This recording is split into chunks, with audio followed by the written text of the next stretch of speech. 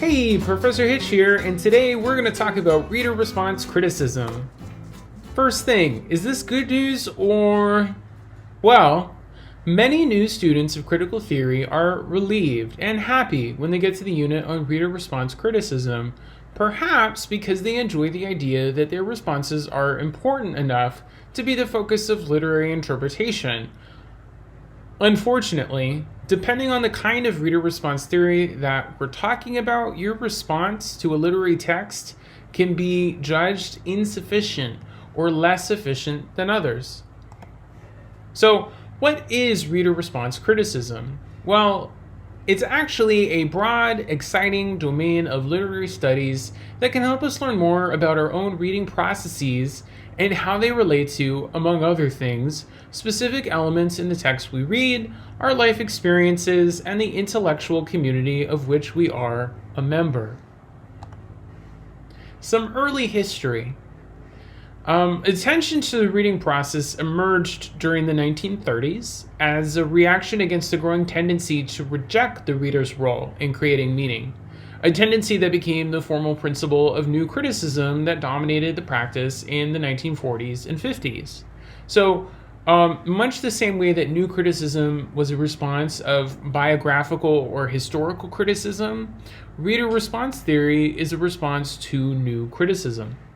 New critics believe that the attention to the reader's response confuses what the text is with what the text does.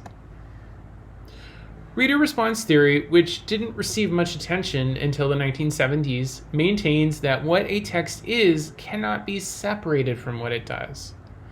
Despite many divergent views on the reading process, many reader response theorists share two beliefs. Belief 1, that the role of the reader cannot be omitted from our understanding of literature. Number 2, that readers do not passively consume the meaning presented to them by an objective literary text. Rather, they actively make the meaning they find in literature.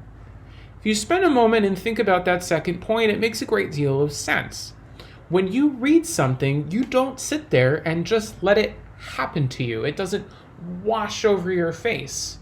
When you are reading something, especially if it's something that you care about, something that you are engaged in, you are thinking about the text as much as the text is responding to you. If I'm reading about spaceships, I am imagining a scene in my mind in outer space. It may actually have no relationship to what I'm reading about, but it's just the thing that I've decided to think about because I think that space is really cool. So what is reader response exactly? Well, a written text is not an object, despite its physical existence, but an event that occurs within the reader, whose response is of the primary importance in creating the text. Try imagining this. Think about something you watched or read that had a big twist at the end. If you were to watch or read that thing again, is it the same thing? The answer is a solid maybe. Technically, yes, it is the exact same thing that you read or watched. In reality, though, you know the twist is coming. It does not have the same shock value it did the first time. The text has changed. Theorists disagree, however, about how our responses are formed and what role, if any, the text plays in creating them. Opinions range from the belief that the literary text is as active as the reader in creating meaning to the belief that the text doesn't exist at all, except as it is created by the reader. So, one kind of reader response theory is called transactional reader response theory. It doesn't reject the importance of the text in favor of the reader, rather, both are necessary in the production of meaning. Key terms include words like text, the printed words on the page, reader, poem, the literary work produced when a text and reader are together. Using this theory, reading happens in one of two ways: efferent, reading for information, or aesthetic, reading while trying to connect to the text, and the text acts as either stimulus to which the reader responds, or a blueprint we can use to correct an interpretation that has wandered too far. Different readers come up with different acceptable interpretations because the text allows for a range of acceptable meanings, that is, a range of meanings for which textual support is available. That first point is very important. Transactional theorists would tell you just because you have an opinion about the text does not make it accurate. It needs to have textual support. Even when we're looking at the reader, even when we're going away from the text, you find yourself inexorably drawn back towards the text. However, because there is a real text involved in this process, to which we must refer to justify or modify our responses, not all readings are acceptable, and some more so than others. This gets back to the main idea that I mentioned at the beginning of this lecture. Depending on literary theorists, your opinion actually doesn't matter very much for reader response theory. Weird, right? There's something called subjective reader response theory. Please ignore the obvious typo on this page. My God, how embarrassing. For subjective reader response critics, led by the work of David Blake, readers' responses are the text, both in the sense that there is no literary text beyond the meaning created by the reader's interpretations, and in the sense that the text the critic analyzes is not the literary work, but the written responses of readers. To understand how there is no literary text beyond the meanings created by the reader's interpretations, you must recognize two terms: real objects and symbolic objects. Real objects are physical objects like tables, chairs, cars, books, and the like. Symbolic objects are the experience created when somebody experiences something in the conceptual, not real, world.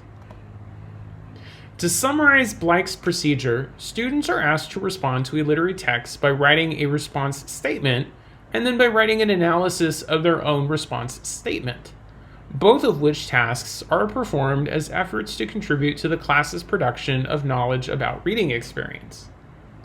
So, while transactional theorists would tell you that your response is inadequate, this theory would tell you that your response is crucial. Then you have something called psychological reader response theory. Psychoanalytic Norman Holland also believes that readers' motivations strongly influence how they read. Holland believes that we react to literary texts with the same psychological responses we bring to events in our daily lives.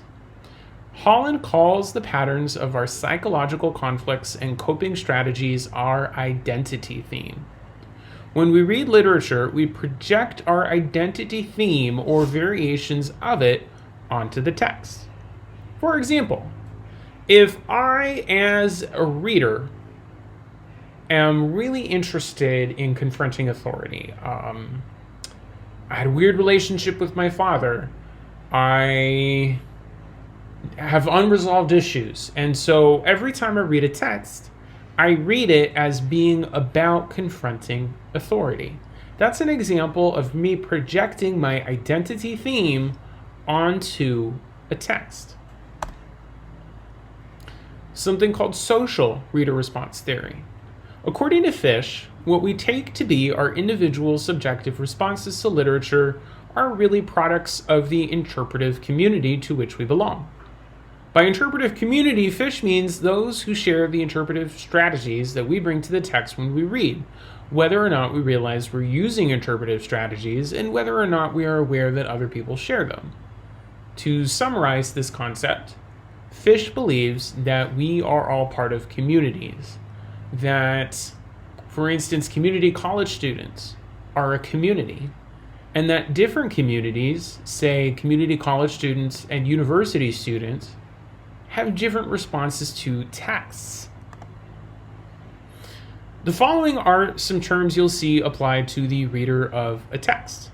You can use the word readers, students, educated readers, ideal readers, optimal readers, implied readers, and intended readers, ultimately they all mean about the same thing. They are all words for reader. The following are some questions that reader response theorists ask about literary texts. Keep in mind, any of these questions could be the start to a really ideal thesis and/or essay. Question 1. How does the interaction of the text and reader create meaning? Thinking back to the varying literary theories for reader response, you could probably imagine varying answers to this question, especially when you take into account the text. And how exactly does the text lead us to correct our interpretation as we read? What does a phrase-by-phrase analysis of a short literary text or a key portion of a longer text tell us about the reading experience pre-structured by, built into, that text? How might we interpret a literary text to show that the reader's response is, or is analogous to, the topic of the story? Additional questions. Drawing on a broad spectrum of thoroughly documented biographical data, what seems to be a given author's identity theme, and how does that theme express itself in the sum of his or her literary output? You would be correct to say that this has a lot in common with psychoanalytic criticism. What does the body of criticism published about a literary text suggest about the critics who interpreted that text and/or about the reading experience produced by that text? Well, there you go. We're at the end of learning about reader response theory. I hope this was helpful.